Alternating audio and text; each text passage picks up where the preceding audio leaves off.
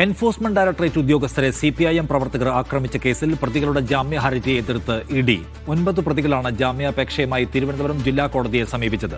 അക്രമത്തിന്റെ ദൃശ്യങ്ങൾ പരിശോധിക്കണമെന്ന് പ്രോസിക്യൂഷൻ ആവശ്യപ്പെട്ടു. കൂടുതൽ വിവരങ്ങളുമായി സിജോ വി ജോൺ ചേരുന്നു തിരുവനന്തപുരത്ത് നിന്നും. സിജോ, എന്താണ് വിശദാംശം?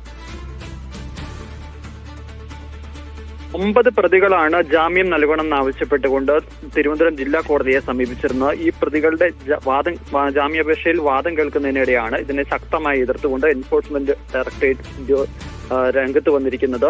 ഇത് ഒരു കാരണവശാലും ഈ ഘട്ടത്തിൽ ജാമ്യം അനുവദിക്കരുത്. ജാമ്യം അനുവദിച്ചാൽ അന്വേഷണം അട്ടിമറിക്കപ്പെടാനുള്ള സാധ്യതയുണ്ട് എന്നുള്ളതാണ് ED ചൂണ്ടിക്കാണിക്കുകയും ചെയ്തിരിക്കുന്നത്. അതോടൊപ്പം തന്നെ പ്രോസിക്യൂഷനും വളരെ പ്രധാനപ്പെട്ട ഒരു ആവശ്യം മുന്നോട്ട് വെച്ചു.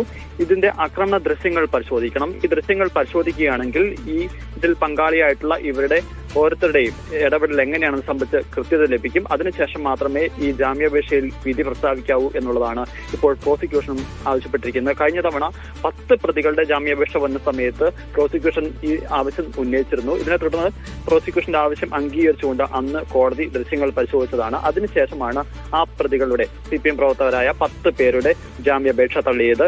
ഇന്ന് കോടതി എന്ത് നിലപാട് എടുക്കും എന്നുള്ളതാണ് വളരെ പ്രധാനപ്പെട്ട കാര്യം. ഒരുപക്ഷെ ഈ ദൃശ്യങ്ങൾ പരിശോധിക്കാൻ കോടതി തീരുമാനിക്കുകയാണെങ്കിൽ സ്വാഭാവികമായും അത് ഈ പ്രതികൾക്ക് വലിയ തിരിച്ചടിയാണ് ഉണ്ടാക്കാൻ പോകുക.